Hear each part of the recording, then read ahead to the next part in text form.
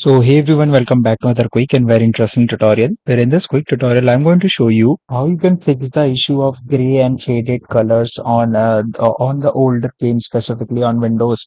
Now, in order to fix that, just simply go to the settings of your Windows. Inside the settings, you need to go to this option of system right there, then click on display.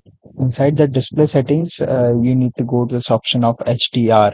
Now inside the HDR, just let it open first. Inside the HDR settings, make sure that you turn on the option that says Auto HDR.